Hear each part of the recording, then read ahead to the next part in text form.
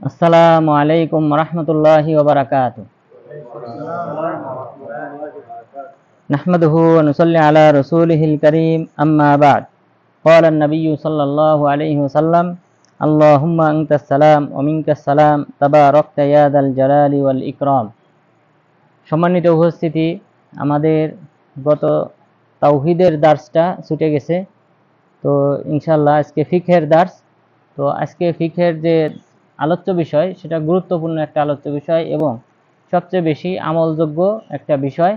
তা হলো ফরজ নামাজের পরে যে সকল দোয়া দুরূদ পাঠ করতে হয়। তো ফরজ নামাজের পরে যে সকল দোয়া দুরূদ পাঠ করতে হয়, এটা আমাদের জানা আবশ্যক এবং সেই অনুযায়ী আমল করতে হবে। রাসূল সাল্লাল্লাহু আলাইহি ওয়াসাল্লামের আদর্শকে আমাদেরকে ধারণ করতে হবে।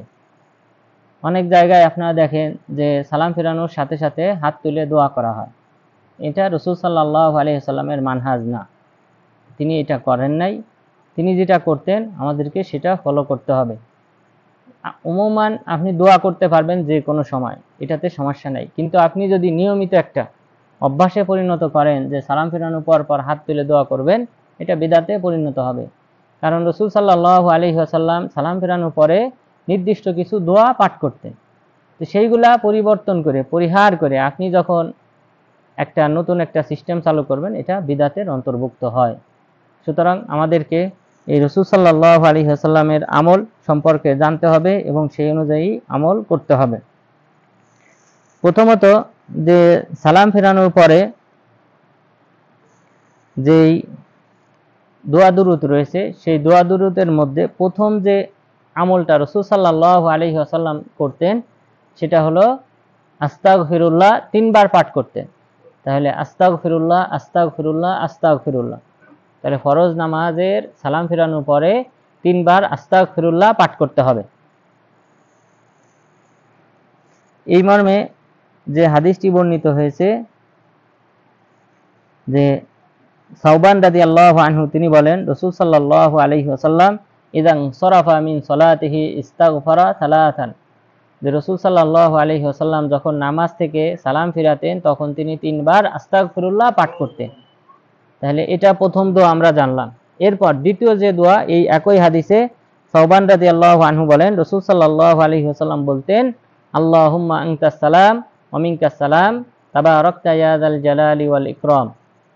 এরপর অন্য রাওয়ায়াতে বৃদ্ধি করে বলা হয়েছে, আল্লাহুম্মা লা মানিয়া লিমা আতাইতা ওয়া লা মু'তিয়া লিমা মানাতা ওয়া লা ইয়ানফাউ যাল জাদ্দি মিনকাল জাদ।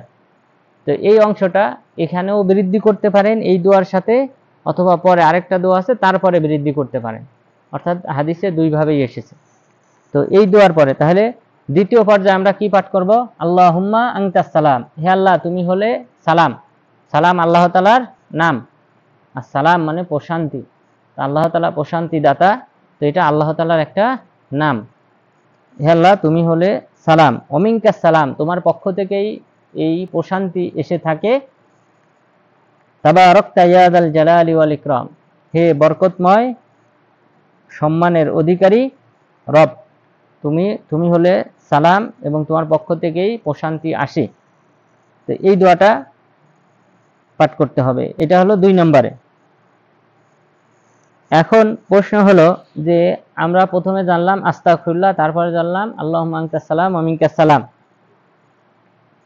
এখন এর পূর্বে অনেকেই কিন্তু আল্লাহু আকবার পাঠ করি।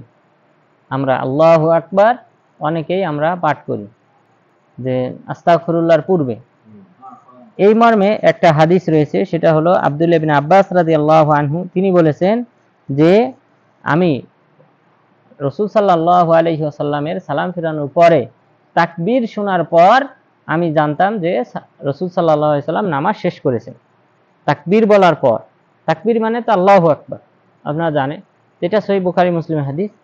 তো ইবনে আব্বাস রাদিয়াল্লাহু আনহু বললেন, রাসূল সাল্লাল্লাহু আলাইহি ওয়াসাল্লামের তাকবীর শোনার পর আমি বুঝতাম যে নামাজ শেষ হয়েছে। কারণ সেই সময়ে কাতার অনেক লম্বা হলে শেষে লাস্টে যখন আল্লাহু আকবার বলতেন তখন আমি বুঝতে পারতাম নামাজ শেষ হয়ে গেছে, আমাকে সালাম ফিরাইতে হবে, তখন সালাম ফিরাইতেন, অর্থাৎ অনেক সময় শোনা যেত না। তাহলে এই হাদিসের ভিত্তিতেও অনেক আলেম কি করেন, সালাম ফিরানোর পরে আল্লাহু আকবার পাঠ করেন, এরপরে আস্তাগফিরুল্লাহ 3 বার পাঠ করেন।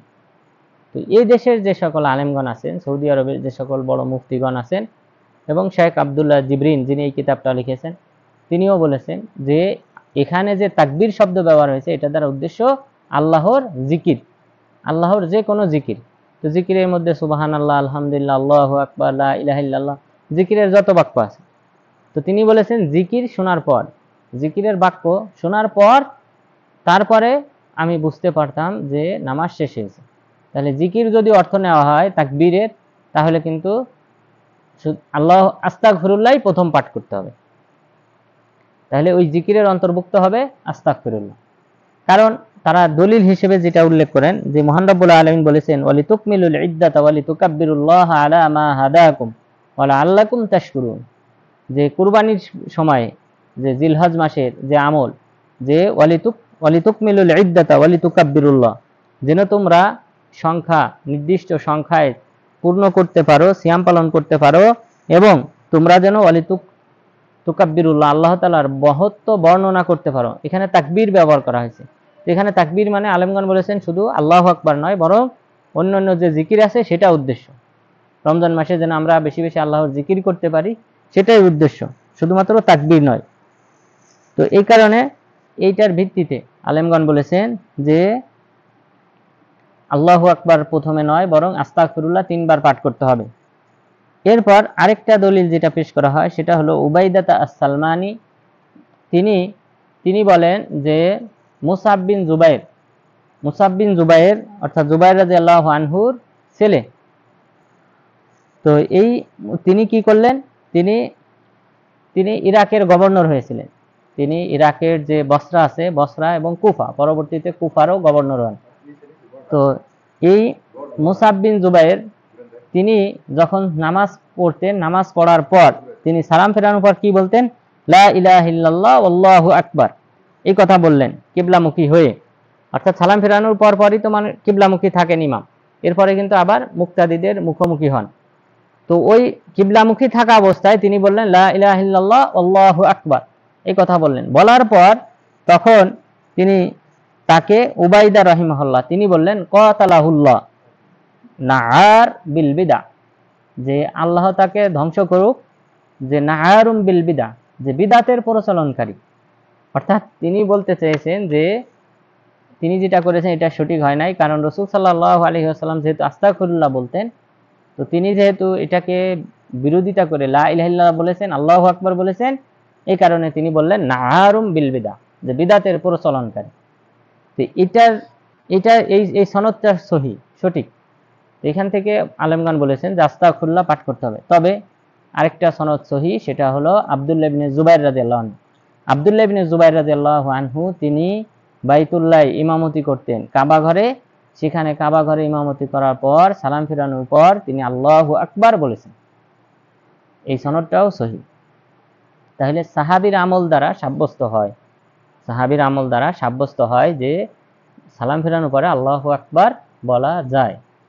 আব্দুল্লাহ ইবনে জুবাইর রাদিয়াল্লাহু আনহু যেটা করেছিলেন বাইতুল্লাহ কাবা ঘরে, তিনি সালাম ফিরানোর পরে উচ্চস্বরে আল্লাহু আকবার বলেছেন। আর হাদিসে যেহেতু তাকবীর শব্দ উল্লেখ করা হয়েছে, ইবনে আব্বাস রাদিয়াল্লাহু আনহু যেটা বলেছেন যে তাকবীর মানে প্রথমে তাকবীরের উদ্দেশ্যই হলো আল্লাহু আকবার। কারণ তাকবীর শব্দ সাধারণভাবে ব্যবহার হলে আল্লাহু আকবারকেই প্রথমে বোঝায়, এরপরে অন্যান্য আল্লাহর জিকিরের অংশ এটার অন্তর্ভুক্ত হতে পারে, কিন্তু প্রথমে বোঝা যায় আল্লাহু আকবার। এরপর দ্বিতীয় আরেকটা দলিল, আব্দুল্লাহ ইবনে আব্বাস রাদিয়াল্লাহু আনহুর ছেলে আলী, আব্দুল্লাহ ইবনে আব্বাস রাদিয়াল্লাহু আনহুর ছেলে আলী, তিনিও কি করতেন, সালাম ফিরানোর পরে আল্লাহু আকবার পাঠ করতেন। তো এই তিনটা riwayat সঠিক। এই তিন riwayat থেকে বোঝা যায় যে আল্লাহু আকবার বলা যেতে পারে। আর যে সকল আলেমগণ বলেছেন যে না আল্লাহু আকবার বলা যাবে না, তাদের দলিল হলো যে এখানে আল্লাহু আকবার দ্বারা উদ্দেশ্য জিকির, আল্লাহর যে কোনো জিকির। আর এই দলিলটা যে মুসাব বিন জুবাইর তিনি যখন ইমামতির পর যখন আল্লাহু আকবার বললেন, লা ইলাহা ইল্লাল্লাহ বললেন, তখন তাকে বিদাতি বলে আখ্যায়িত করেছেন এক ব্যক্তি, উবাইদা আস-সুলমানি। তো সেখান থেকে বোঝা যায় যে এটা বিদাত। তো সেই দৃষ্টিকোণ থেকে যেহেতু উভয় ধরনের আমল আছে, সাহাবীর আমল সাব্যস্ত হয়েছে যে তিনি আল্লাহু আকবার বলেছেন। তো সাহাবীর আমল এটা দলিল হিসেবে গ্রহণ করা যাবে তখন যখন কোরআন এবং হাদিসের বিপরীত আমল হবে না, বিপরীত আমল হবে না। তো এখানে ইবনে আব্বাস রাদিয়াল্লাহু আনহু হাদিসের সাথে এই আমলটা মেলে, আব্দুল্লাহ ইবনে জুবাইর রাদিয়াল্লাহু আনহু। তো সেই হিসেবে আপনারা আল্লাহু আকবার বলতেও পারেন, নাও বলতে পারেন, কারণ এই দেশের বড় বড় আলেমগণ তারা কিন্তু এটা বলেন না, এবং তাদের কাউকেই দেখি নাই যে ওই দলিলগুলো উল্লেখ করেন যে আব্দুল্লাহ ইবনে জুবাইর রাদিয়াল্লাহু আনহু যে উচ্চস্বরে আল্লাহু আকবার বলেছেন সালাম ফিরানোর পরে, এটা ওনাদের কিতাবগুলিতে উল্লেখ করেন না, এবং এটা দিয়ে ওনারা মনে করেন যে উচ্চস্বরে আল্লাহু আকবার বলা যাবে না। তো আপনারা বলতে পারেন, যেহেতু ওই সনদটা সহিহ, আব্দুল্লাহ ইবনে জুবাইর রাদিয়াল্লাহু আনহুর সনদটা সহিহ। তাহলে যদি আল্লাহু আকবার প্রথমে বলেন, তারপর 3 বার আস্তাগফিরুল্লাহ, অথবা প্রথমে আস্তাগফিরুল্লাহ 3 বার পাঠ করবেন। যেহেতু দেশে আলেমরা আলহামদুলিল্লাহ তারা অনেকটা তাহকিক করে কথা বলে, তো সেই হিসেবে তাদের উপর এতেমাদ করতে পারেন, সেই হিসেবে আস্তাগফিরুল্লাহ 3 বার বলতে পারেন। এরপরে আল্লাহুম্মা আনতাস সালাম ওয়া মিনকাস সালাম এটা পাঠ করতে হবে। এরপর 3 নম্বরে যে দোয়াটা পাঠ করতে হবে, লা ইলাহা ইল্লাল্লাহ এবং লা হাওলা ওয়ালা কুওয়াতা ইল্লা বিল্লাহ। এই সংক্রান্ত যে হাদিসটি বর্ণিত হয়েছে সেটা হলো আব্দুল্লাহ ইবনে জুবাইর রাদিয়াল্লাহু আনহু, তিনি বলেন যে রাসূল সাল্লাল্লাহু আলাইহি ওয়াসাল্লাম প্রত্যেক ফরজ সালাতের পরে তিনি এই দোয়া পাঠ করতেন, লা ইলাহা ইল্লাল্লাহু ওয়াহদাহু লা শারীকা লাহু লাহুল মুলকু ওয়া লাহুল হামদু ওয়া হুয়া আলা কুল্লি শাইইন কাদির। এরপরে বলতেন লা হাওলা ওয়ালা কুওয়াতা ইল্লা বিল্লাহ, লা ইলাহা ইল্লাল্লাহ ওয়া লা না'বুদু ইল্লা ইয়্যাহ, লাহুন নি'মাতু ওয়া লাহুল ফাদলু ওয়া লাহুস সানাউল হাসান, লা ইলাহা ইল্লাল্লাহু মুখলিসিনা লাহুদ্দিন ওয়ালাউ কারিহাল কাফিরুন। এই দোয়াটা রাসূল সাল্লাল্লাহু আলাইহি সাল্লাম প্রত্যেক ফরজ নামাজে পরে পাঠ করতেন। তাহলে 3 নম্বরে হলো লা ইলাহা ইল্লাল্লাহ সংক্রান্ত এবং লা হাওলা ওয়ালা কুওয়াতা ইল্লা বিল্লাহ সংক্রান্ত যে দোয়া, তাহলে এটা বড় দোয়া, এটাও আমাদেরকে মুখস্থ করতে হবে। এরপর এই দোয়াটার মধ্যে লা হাওলা ওয়ালা লা ইলাহা ইল্লাল্লাহু ওয়াহদাহু লা শারীকা লাহু লাহুল মুলকু ওয়া লাহুল হামদু ওয়া হুয়া আলা কুল্লি শাইইন কাদির, এখানে ইউহয়ি ওয়া ইউমীত এই জাতীয় শব্দ বৃদ্ধি করা যাবে না, কারণ এই হাদিসে এটা উল্লেখ হয় না। ফরজ নামাজের পরে যে তিনি এই সময় এটা পাঠ করতেন এটা বর্ণিত হয় না, সুতরাং এই শব্দটা যুক্ত করা যাবে না।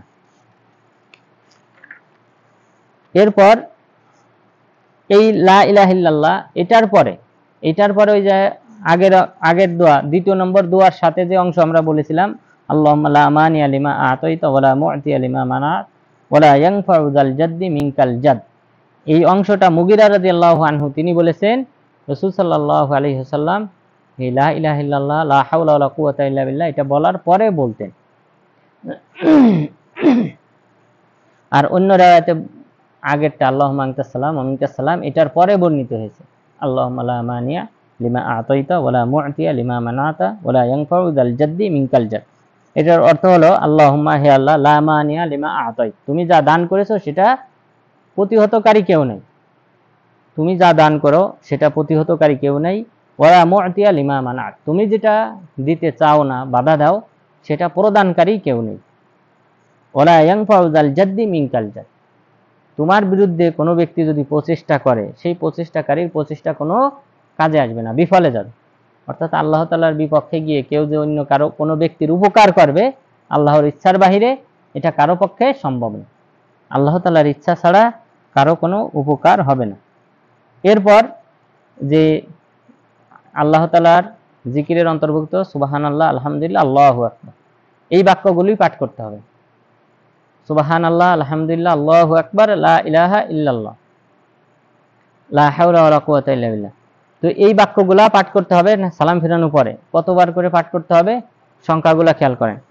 প্রথম হলো 33 বার সুবহানাল্লাহ, 33 বার আলহামদুলিল্লাহ, 33 বার আল্লাহু আকবার 34 বারের একটা রাওয়ায়াত, ঠিক আছে। 34 বার যদি বলেন তাহলে মোট কত হলো 100 বার। এটা হলো প্রথম দলিল, যে কাব বিন উজরা রাদিয়াল্লাহু আনহু থেকে বর্ণিত যে রাসূল সাল্লাল্লাহু আলাইহি সাল্লাম প্রত্যেক ফরজ সালাতে পরে 33 বার সুবহানাল্লাহ, 33 বার আলহামদুলিল্লাহ, 34 বার আল্লাহু আকবার পাঠ করতেন। তাহলে এটা কিন্তু সহজ, এটা সবারই মুখস্থ আছে, এটা সবাই আমল করার চেষ্টা করবেন এবং কি করবেন আঙ্গুল দিয়ে গণনা করবেন, আঙ্গুল ছাড়া এমনি যে তসবিহ আছে, ঠিক আছে, তসবিহ আছে অথবা যে সংখ্যা ওঠে যেটা ওইটা, এগুলা ব্যবহার করবেন না। কারণ রাসূল সাল্লাল্লাহু আলাইহি ওয়াসাল্লাম বলেছেন যে ওয়াকিদনা বিল আনামিল ফা ইন্নাহুন্না মাসউলাত মুস্তানতাকাত, যে তোমরা আঙ্গুল দ্বারা গণনা করে এই তাসবিহগুলা পাঠ করবে, কেননা এই আঙ্গুলকে কিয়ামত দিবসে জিজ্ঞাসা করা হবে, তারা উত্তর দেবে, আপনার আমার সপক্ষে সাক্ষ্য প্রদান করবে। এটা হলো ফজিলত। এখন আপনি ধরেন আঙ্গুল দিয়ে গণনা করলেন না, আপনি তসবিহ ব্যবহার করলেন, অথবা যে সংখ্যা ওঠে যেটা এই আংটি জাতীয় এটা ব্যবহার করলেন, এটা দ্বারা কি হবে, এগুলা কিন্তু মাটি হয়ে যাবে কিয়ামত দিবসে। এগুলা মাখলুক সব কি হয়ে যাবে, মাটিতে পরিণত হয়ে যাবে, মিশে যাবে মাটিতে। কিন্তু হাত, আমার হাত, আপনার হাত, পা, যা যে আমাদের অঙ্গ প্রত্যঙ্গ সব কিন্তু যার সাথে যেভাবে আছে সেভাবেই উঠবে। সুতরাং এরা আপনার সপক্ষে সাক্ষ্য দেবে, আর ওইগুলি মাটি হয়ে যাবে। সুতরাং এই দৃষ্টিকোণ থেকে, আর রাসূল সাল্লাল্লাহু আলাইহি সাল্লাম তিনি যেহেতু উম্মে হানি, আলী রাদিয়াল্লাহু আনহুর বোন, তাহলে রাসূল সাল্লাল্লাহু আলাইহি সাল্লামের চাচাতো বোন, তাকে নির্দেশ দিয়েছিলেন যে তুমি কি করবে, আঙ্গুল গণনা করবে, কেননা কিয়ামত দিবসে এদেরকে জিজ্ঞাসা করা হবে এবং এরা তোমার সপক্ষে সাক্ষ্য প্রদান করবে যে আল্লাহ তোমার জিকির, সুবহানাল্লাহ, তোমার গুণকীর্তন, তোমার মহত্ব, আল্লাহু আকবার, এবং তুমি যে এক আল্লাহ, তুমি ব্যতীত কোনো সত্য মাবুদ নাই, সেই সাক্ষ্য প্রদান করতে এবং আমার মাধ্যমে গণনা করে রাখতে। তাহলে এই বিশাল একটা সাক্ষ্য আপনার সপক্ষে, সে আপনার সাথেই থাকবে। সুতরাং এই কারণে আপনারা আঙ্গুল, ওইটা হলো মুখ টুক বন্ধ করে দেওয়া হবে, তারপরে আল্লাহ তাআলা কথা বলার অনুমতি দেবেন অঙ্গ প্রত্যঙ্গে, এরাও সাক্ষ্য দেবে, অঙ্গ প্রত্যঙ্গ, হাত, পা, পার্শ্বদেশ, এগুলি সাক্ষ্য দেবে।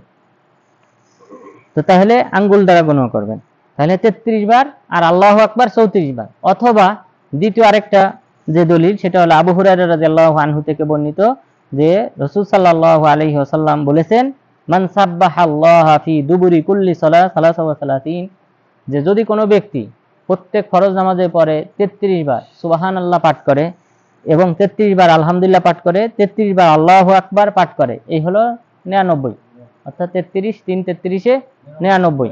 এরপরে বললেন 100 পূরণ করার জন্য যদি কেউ বলে লা ইলাহা ইল্লাল্লাহু ওয়াহদাহু লা শারীকা লাহু লাহুল মুলকু ওয়া লাহুল হামদু ওয়া আলা কুল্লি শাইইন কাদির গুফিরাত লাহু খাতায়াহু ওয়া ইন কানাত মিসলা জাবাদিল বাহর, যে ওই ব্যক্তির লা ইলাহা ইল্লাল্লাহ এই দোয়াটা যদি পাঠ করে 100 বার পূরণ করার জন্য আল্লাহ তাআলা তার পাপ সমূহকে ক্ষমা করে দেবেন, সেটা যদি সমুদ্রের ফেনা সমপরিমাণ হয়। সমুদ্রের ফেনা, চিন্তা করেন, পৃথিবীর 3 ভাগের 2 ভাগ হলো পানি, 3 ভাগের 2 ভাগ হলো পানি, আর 1 ভাগ আমরা এই যে স্থল ভাগ, আমরা যেখানে বসবাস করি, এই মাটি জাতীয় যেটা, এটা 1 ভাগ মাত্র, আর 2 ভাগ কিন্তু ওই সমুদ্রের নিচেই ডোবানো। তো সমুদ্রের যে ফেনা হয়, কুলে, তীরে, পাড়ে, সব জায়গায়, সব সমুদ্রে যেই ফেনা হয়, এই ফেনা সমপরিমাণ যদি পাপ হয়, আল্লাহ তাআলা সেটাও ক্ষমা করে দেবে। এটা বিশাল একটা ফজিলত। তাহলে 33 বার, তাহলে এই ফজিলত অর্জন করার জন্য আপনারা এই আমলটা করবেন, মাঝে মধ্যে 34 বার বলবেন আল্লাহু আকবার, আর মাঝে মধ্যে 33 বার বলে তারপর লা ইলাহা ইল্লাল্লাহ ওয়াহদাহু লা শারীকা লাহু লাহুল মুলকু ওয়া লাহুল হামদু ওয়া আলা কুল্লি শাইইন কাদির, এটা পাঠ করবেন। তাহলে ইনশাআল্লাহ এই ফজিলত অর্জন হবে। তাহলে আমরা এটা জানলাম। এরপর এখন আরো কিছু কথা রয়েছে এই জিকিরের ব্যাপারে। তাহলে এখানে আমরা জানলাম কতবার, 33 বার। আর সহিহ বুখারী মুসলিমের riwayate, অন্য riwayate আসছে কতবার, 10 বার। অন্য riwayate আসছে কতবার করে, 10 বার করে। তাহলে সুবহানাল্লাহ 10 বার, আলহামদুলিল্লাহ 10 বার, আল্লাহু আকবারও 10 বার, এটা পাঠ করতে পারবেন। এরপর সহিহ মুসলিমের riwayate আসছে 11 বার করে। তাহলে সুবহানাল্লাহ 11 বার, আলহামদুলিল্লাহ 11 বার, আল্লাহু আকবার 11 বার করে পাঠ করবেন, এটা একটা। এরপর আরেকটা হাদিস যেটা সুনানে আবু দাউদে উল্লেখ হয়েছে, সেটা হলো 25 বার করে, 25 বার। তাহলে 25 বারে কি কি, সুবহানাল্লাহ, আলহামদুলিল্লাহ, আল্লাহু আকবার, এটা কতবার করে, 25 বার করে। আর এর সাথে যুক্ত হবে, তাহলে 3 25 কত হলো, 75। আর 100 পূরণ হওয়ার জন্য তখন আমাদেরকে পাঠ করতে হবে লা ইলাহা ইল্লাল্লাহ 25 বার। তাহলে ওই হাদিসে কিন্তু 25 করে 100 পূরণ করা হয়েছে, কিন্তু অতিরিক্ত যুক্ত করা হয়েছে কোনটা, লা ইলাহা ইল্লাল্লাহ। ঠিক আছে, সুবহানাল্লাহ, আলহামদুলিল্লাহ, আল্লাহু আকবার, এর সাথে যুক্ত করবেন লা ইলাহা ইল্লাল্লাহ 25 বার, তাহলে এই আমলও করতে পারবেন। তাহলে 33 বার, এরপরে 25 বার, এরপরে 11 বার, এরপর 10 বার করে। এটা আপনার যদি দেখেন কোনো সময় ব্যস্ততা আছে তখন কি 10 বার করে পাঠ করলেন, 11 বার করে পাঠ করলেন, 25 বার করে পাঠ করলেন, 33 বার, এটা অথবা বিভিন্ন সময় বিভিন্ন আমল করলেন এই সওয়াবগুলি অর্জন করার জন্য। তাহলে এটা হলো আমাদের 3 নাম্বার স্টেপ। তাহলে প্রথম স্টেপ হলো আস্তাগফিরুল্লাহ অথবা আল্লাহু আকবার আস্তাগফিরুল্লাহ, এরপরে আল্লাহুম্মা আনতাস সালাম মিনকাস সালাম, এরপর লা ইলাহা ইল্লাল্লাহু ওয়াহদাহু লা শারীকা লাহু লাহুল মুলকু লা হাওলা ওয়ালা কুওয়াতা ইল্লা বিল্লাহ ওইটা, এরপরে আল্লাহুম্মা লা মানিয়া লিমা আতাইত ওয়ালা মু'তিয়া লিমা মানাত। এরপরে এই জিকিরের বাক্যগুলা, এই সংখ্যা যে কয়টা সংখ্যা উল্লেখ করলাম এই কয়েকবার আপনারা ইনশাআল্লাহ পাঠ করবেন।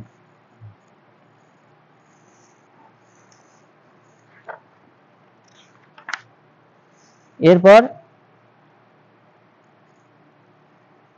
এই বাক্যগুলা আসলে পাঠ করার যে গুণাগুণ সিফাত, সেটা কিভাবে পাঠ করতে হবে, এটা ডান দিক থেকে ডান হাতে গণনা করতে হবে, অর্থাৎ বাম হাতে না, ডান হাতে কি করতে হবে, গণনা করতে হবে। এটা এগুলা হলো মুস্তাহাব বিষয়, ঠিক আছে, মুস্তাহাব বিষয়, মানে আবশ্যক না, কিন্তু উত্তম হলো ডান হাতে এগুলা কি করা, গণনা করা। এরপর মাগরিব এবং ফজরের সময়, মাগরিব এবং ফজরের সময় যে লা ইলাহা ইল্লাল্লাহু ওয়াহদাহু লা শারীকা লাহু লাহুল মুলকু ওয়া লাহুল হামদু, এই ওয়ালাহুল হামদুর পরে এখানে যুক্ত হবে ইউহয়ি ওয়া ইউমীত।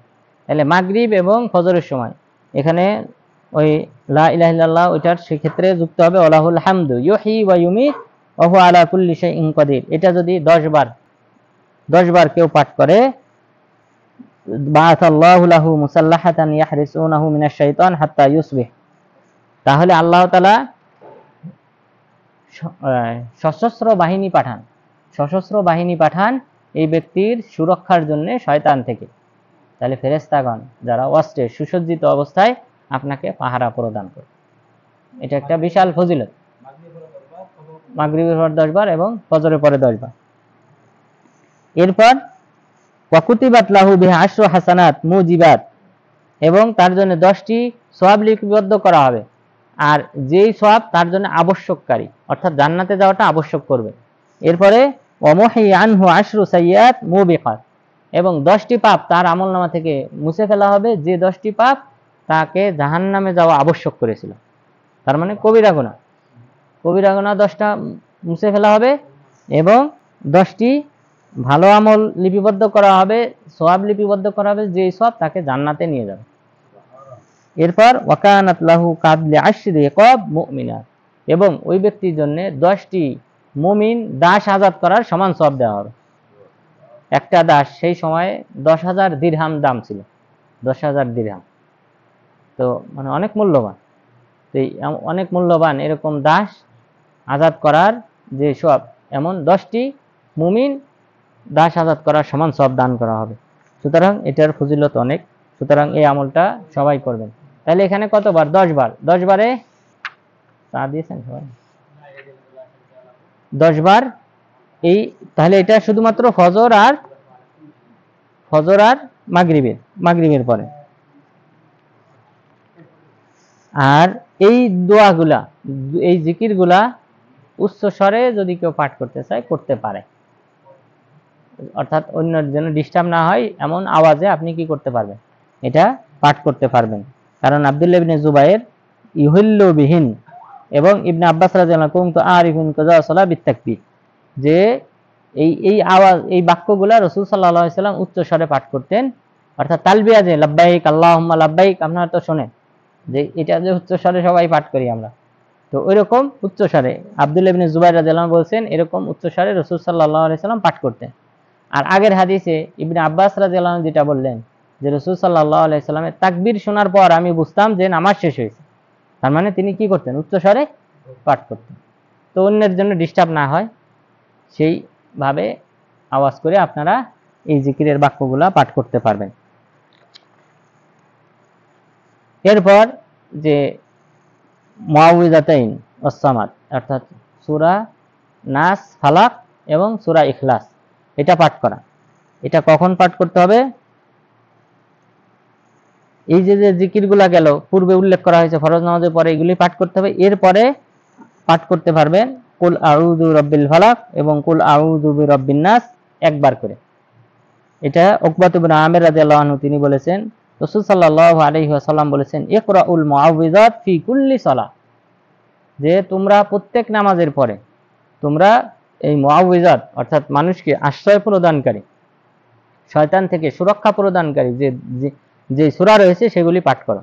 সেই সূরা বলতে এই দুইটা সূরা, সূরা নাস এবং ফালাক। কারণ আপনারা জানেন এই দুইটা সূরা অবতীর্ণ হয়েছিল যখন লাবিদ বিন আসম নামে ইহুদি, জাদুকর ইহুদি, সে যখন জাদু করেছিল রাসূল সাল্লাল্লাহু আলাইহি ওয়াসাল্লামকে, তখন এই জাদু বিনষ্ট করার জন্য এই দুটি সূরা অবতীর্ণ করা হয়। এই কারণে এটাকে কি বলা হয়? মুআউযিযাত, মানে মানুষকে সুরক্ষা প্রদানকারী। তো এই দুটি পাঠ করার নির্দেশ দিয়েছেন রাসূল সাল্লাল্লাহু আলাইহি ওয়াসাল্লাম। এরপর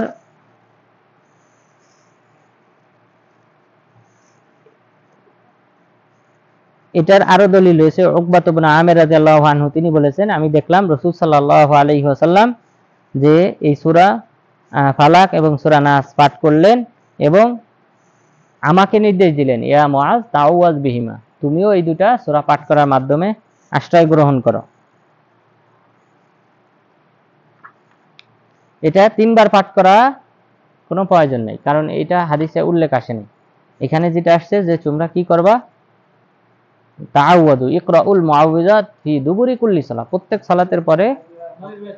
ওইটা আসতেছে, ওইটা যেহেতু আপনারা দেখছেন এখানে লাউহা যেটা আছে এটা ঠিক আছে। আপনাদের এখানে আজকারেরই আছে না তিনবার, ওটা হলো মাগরিব আর ফজরে, এই দুইটা, এটার ক্ষেত্রে ঠিক আছে, ওইটার ক্ষেত্রে বারবার, কিন্তু বাকি নামাজের ক্ষেত্রে একবার করে। হ্যাঁ, এরপর আয়াতুল কুরসি, আয়াতুল কুরসি পাঠ করা। প্রত্যেক নামাজের পরে যদি কোনো ব্যক্তি আয়াতুল কুরসি পাঠ করে, তাহলে ওই ব্যক্তির জান্নাতে প্রবেশ করার মাঝে একমাত্র বাধা হলো মৃত্যু। তার মানে মৃত্যুবরণ করলে ওই ব্যক্তি জান্নাতি হবে। তাহলে আয়াতুল কুরসি এটা আমাদেরকে পাঠ করতে হবে প্রত্যেক ফরজ নামাজের পরে।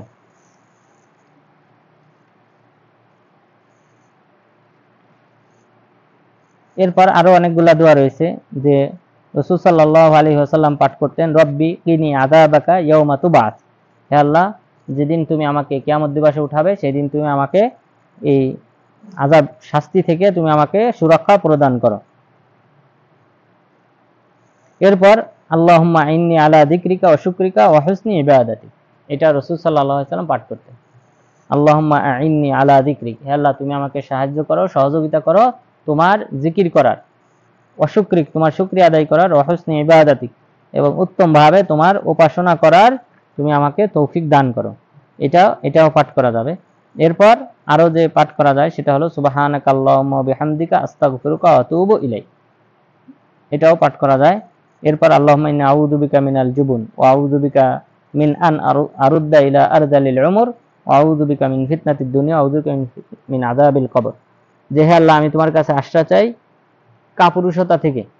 এরপর আমি তোমার কাছে আশ্রয় চাই যে আমাকে যেন অতি বার্ধক্যে যেন উপনীত না করা হয়, অর্থাৎ এর আগেই যেন মৃত্যু হয়। কারণ অতি বার্ধক্যে নিজের কাজগুলি নিজে যদি না করতে পারে তাহলে কিন্তু অনেক কষ্ট হয় ওই সময়, শেষ বয়সে। এই কারণে রাসূল সাল্লাল্লাহু আলাইহি সাল্লাম এটা থেকে পানা চাইতেন যে আল্লাহ তুমি আমাকে শেষ বয়সে উপনীত হওয়া থেকে, অতি বার্ধক্য বয়সে উপনীত হওয়া থেকে তুমি আমাকে সুরক্ষা প্রদান করো। ওয়া আউযু বিকা মিন ফিতনাতিদ দুনিয়া, দুনিয়ার ফিতনা থেকে তুমি আমাকে হেফাজত করো। ওয়া আউযু বিকা মিন আযাবিল কবর, কবরের শাস্তি থেকে তুমি আমাকে রক্ষা করো। এরপর আরো পাঠ করতেন, আল্লাহুম্মা ইন্নী আউযু বিকা মিনাল কুফরি ওয়াল ফাকরি ওয়া আযাবিল কবর, আল্লাহ আমি তোমার কাছে কুফরি করা থেকে এবং দারিদ্রতা থেকে এবং কবরের শাস্তি থেকে মুক্তি চাই। তাহলে দারিদ্রতা থেকে মুক্তি চাওয়া এটাও যায়, অর্থাৎ শুধুমাত্র যে দুনিয়া ইনকাম করা যাবে না, দুনিয়াতে টাকা পয়সা ইনকাম করা যাবে না, এটা না, বিষয়টা এমনটা না, বরং এটা ইবাদতে সহযোগিতা হয়। বান্দার অর্থ সম্পদ থাকলে এটা সবার জন্য কি না, অনিষ্ট না, এটা ফিতনা, এটা ঠিক আছে। রাসূল সাল্লাল্লাহু আলাইহি সাল্লাম বলেছেন আমার উম্মতের জন্য সবচেয়ে বড় যে ফিতনা সেটা হলো এই সম্পদের মাধ্যমে মানুষ কি হবে, গুমরাহ। সম্পদের মাধ্যমে মানুষ মদ কিনে, মদ ক্রয় করে, এবং বিভিন্ন অন্যায় অশ্লীল কাজে ব্যয় করে, কনসার্ট করে, তো এগুলি অর্থের মাধ্যমেই হয়। তো এটা সবার জন্য না, কিন্তু যদি ভালো কাজে কেউ ব্যয় করে, মসজিদ করে, মাদ্রাসা করে এবং ছাত্রদের পিছনে অর্থ ব্যয় করে, তো এটা কল্যাণকর এবং এটা তার জন্য উপকারী। এভাবে রাসূল সাল্লাল্লাহু আলাইহি ওয়াসাল্লাম নানান দোয়া পাঠ করতেন। তো আল্লাহ তাআলা যেন আমাদের সবাইকে এই ফরজ নামাজের পরে রাসূল সাল্লাল্লাহু আলাইহি ওয়াসাল্লাম এই যে সকল দোয়া দুরূদ পাঠ করতেন, সেই সকল দোয়া দুরূদ পাঠ করার মাধ্যমে রাসূল সাল্লাল্লাহু আলাইহি ওয়াসাল্লামের একনিষ্ঠ সুন্নতের অনুসারী হওয়ার তৌফিক দান করেন, এবং এর মাধ্যমে আল্লাহ তাআলা যেন আমাদের ইহকালীন পরকালীন সফলতা অর্জন করার তৌফিক দান করেন। আমিন। ওয়া আখিরু দাওয়ানা আনিল হামদুলিল্লাহি রাব্বিল আলামিন। কারো কোনো প্রশ্ন থাকলে করতে পারেন। প্রশ্ন, এই যে জিকির যে আপনি বলছেন, টপিক আছে নাকি? না, এটা ঠিক আছে। সব আছে না? হ্যাঁ, এই তালিকাটা ঠিক আছে। আচ্ছা, এখন একটা জিনিস হলো, এই যে জিকির গুলা যারা মাদ্রাসা লেখাপড়া করছে না, এরা লাগে অনেক কঠিন।